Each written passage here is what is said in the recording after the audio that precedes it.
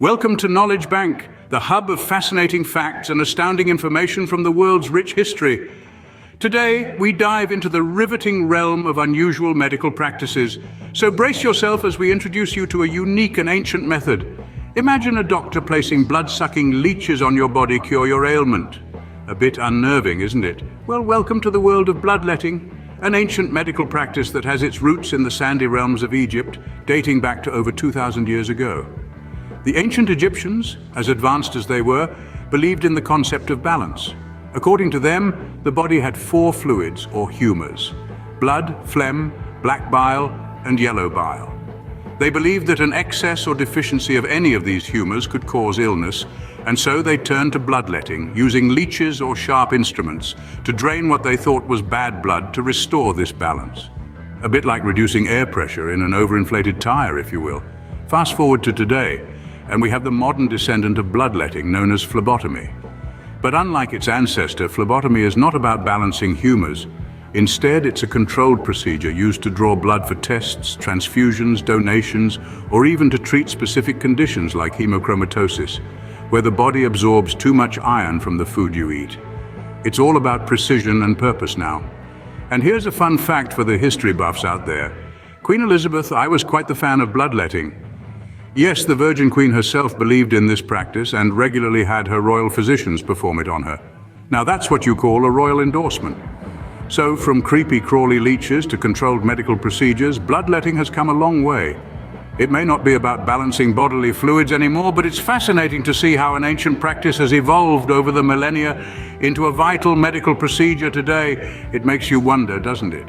What other ancient practices have stood the test of time and found a place in our modern medical world? Well, stay tuned to Knowledge Bank to find out. How about having a hole drilled in your skull to let out evil spirits? Now, before you cringe and run away, let me assure you we're talking about a practice that dates back to Neolithic times, known as trepanation. Trepanation, from the Greek word trypanon, meaning to bore, was one of the earliest surgical procedures ever recorded. It involved drilling or scraping a hole into the skull to expose the dura mater, the outer membrane of the brain. This was done using primitive tools like sharp stones or bones, and yes, it was as gruesome as it sounds. The purpose of trepanation was believed to be twofold. On one hand, it was used to treat physical conditions, such as headaches, seizures, or cranial injuries. On the other hand, it was also seen as a spiritual practice, a way to release evil spirits causing mental illnesses. Now you might be thinking, how does this ancient procedure relate to modern medicine? Well, today's neurosurgery has its roots in trepanation. Modern neurosurgery, of course, is far more sophisticated and precise. Instead of sharp stones, we have cutting-edge technology. Instead of evil spirits, we have a detailed understanding of brain diseases and disorders. Advancements in neurosurgery have led to procedures like craniotomies, where a bone flap is temporarily removed from the skull to access the brain. This procedure can be life-saving for patients with brain tumors or traumatic brain injuries. But here's an interesting tidbit. Even with all our medical advancements, trepanned skulls from the past show signs of healing, suggesting that people survived this intense procedure. It's a testament to human resilience and the enduring quest for medical knowledge. So while the thought of a hole in the skull might send shivers down your spine, remember that it's a practice rooted in our shared human history. It's a reminder of how far we've come in our understanding of the brain and its complex workings. It's a relief to know that today's brain surgeons don't need to drill holes in our skulls to treat us.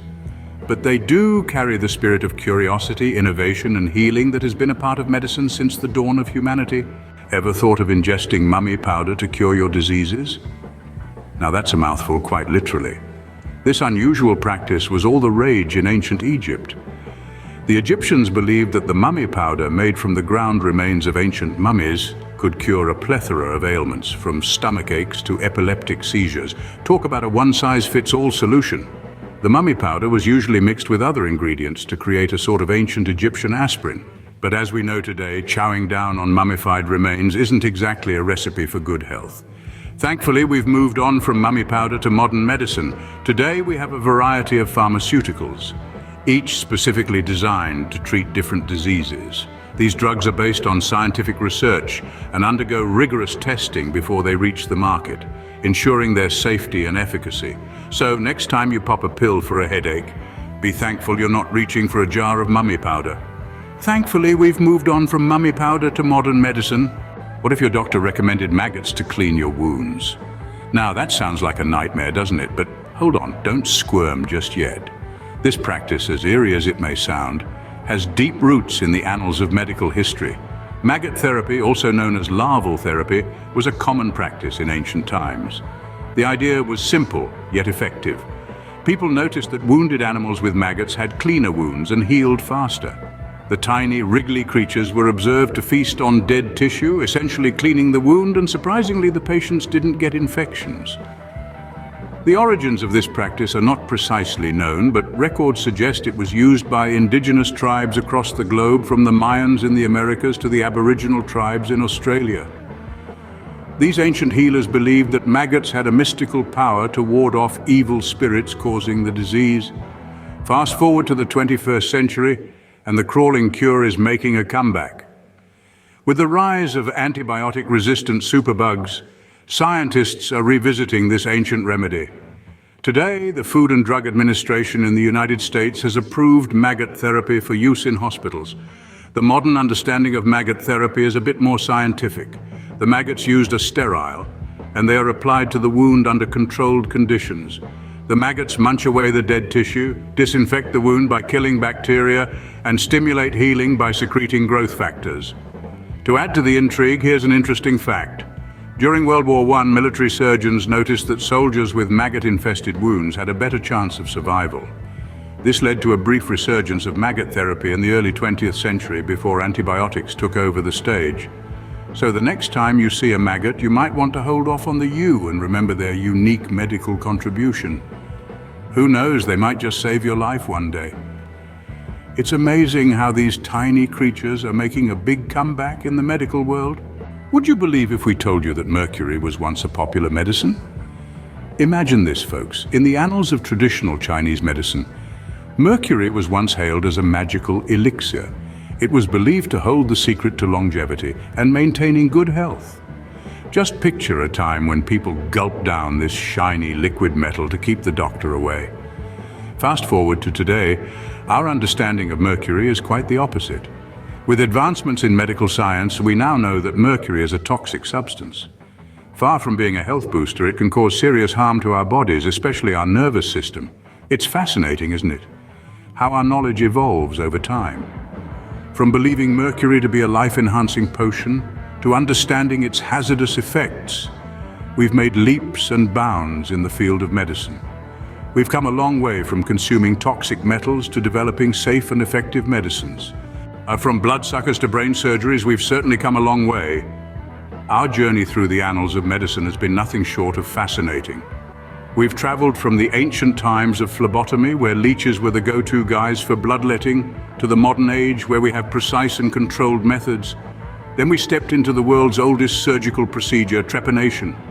Imagine, if you will, our ancestors drilling holes into skulls, aiming to cure ailments ranging from migraines to evil spirits. Today, neurosurgery takes a similar concept, but with a refined touch, using advanced technology and a far greater understanding of the brain. The ancient Egyptians, not to be outdone, had their panacea, honey. Used for its antibacterial properties, it was a one-stop cure for wounds and diseases. Modern medicine, while not using honey per se, has adopted the concept of antibacterial agents, creating a whole range of antibiotics and antiseptics. Our journey got a little creepy-crawly with the practice of using maggots for wound cleaning. While it might give you the heebie-jeebies, it's a technique that's found a place in modern medicine, especially for hard-to-treat wounds. Lastly, we delved into the era of liquid metal medicine, where mercury was considered a cure-all. Thankfully, our understanding of toxicology has improved since then, and mercury has been replaced with safer alternatives. Each of these practices, as unusual as they may seem, highlights the evolution of medicine. Our understanding of health and disease has expanded immensely over the centuries. We've moved from a time of trial and error guided by superstition and observation to an era of evidence-based medicine, grounded in rigorous research and scientific understanding.